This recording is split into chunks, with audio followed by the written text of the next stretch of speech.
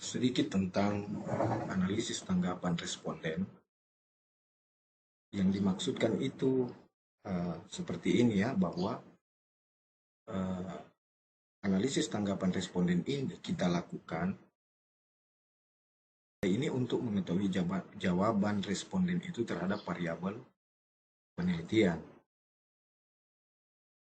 Biasanya analisis tanggapan responden ini dilakukan dengan analisis statistik deskriptif. Seperti itu, karena ini masuk ranahnya diolah dengan statistik deskriptif. Sebelum melakukan analisis tanggapan responden itu melalui statistik deskriptif, yang perlu kita pahami bersama itu adalah tentang membuat nilai standar atau ukuran.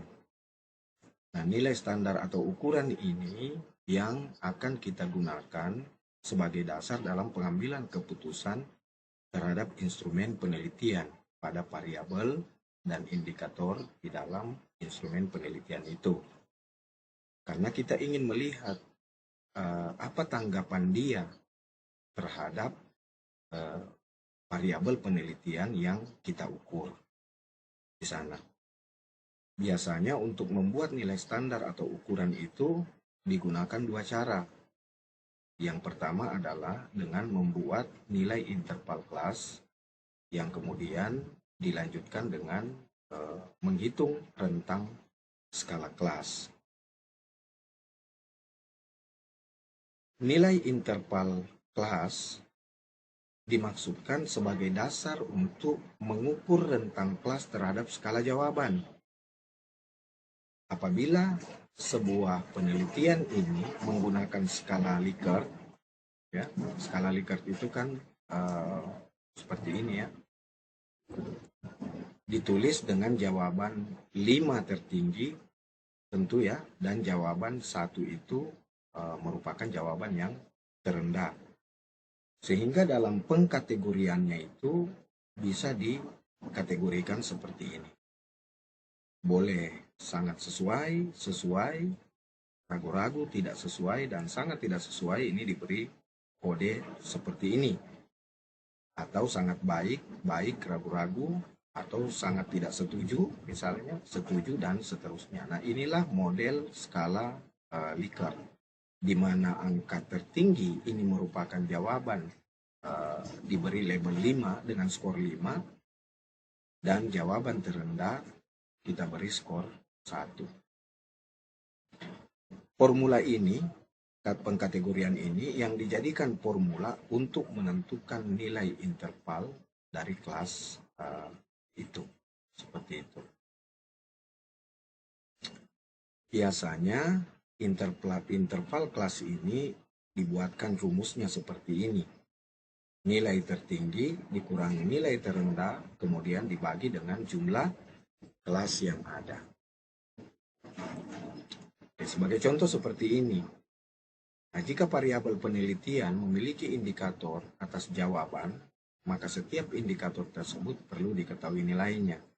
Jadi satu variabel independen, katakanlah misalnya variabelnya adalah kesadaran diri yang diukur dengan 5 pertanyaan. Nah, ini merupakan indikator.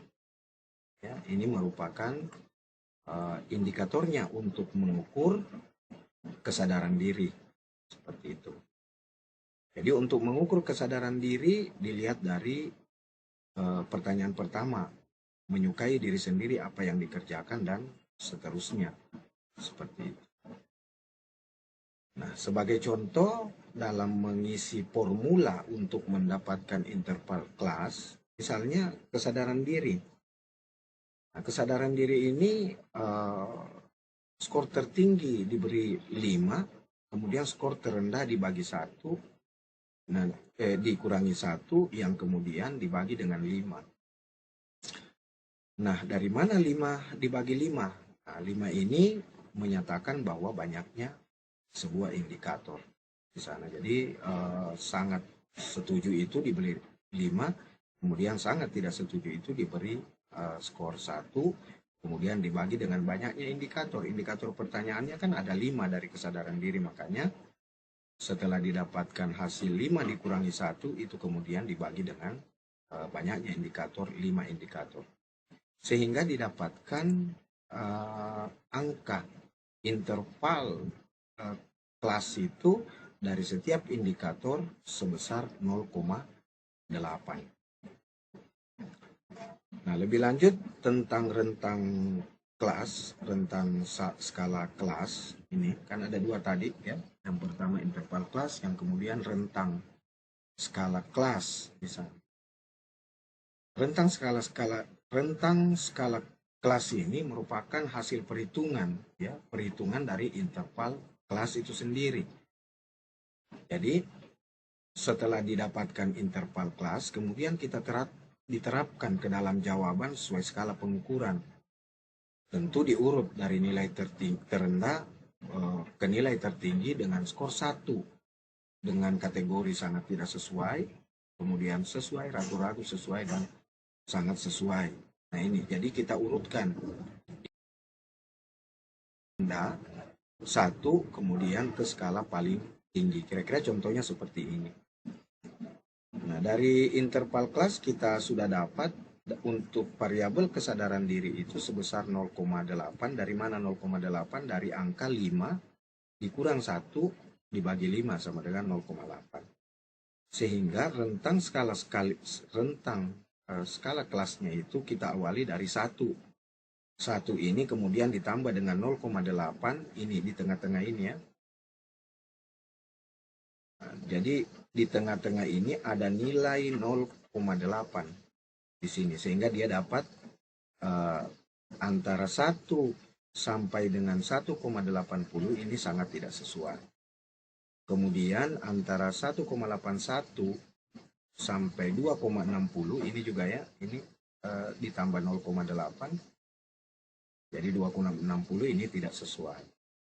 Kemudian demikian juga yang ini ya, ini ke sini, nah ini juga ditambah dengan 0,8 sehingga dia 3,1, ini ragu-ragu.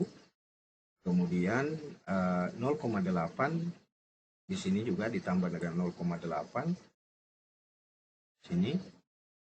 Nah ini dikatakan sesuai.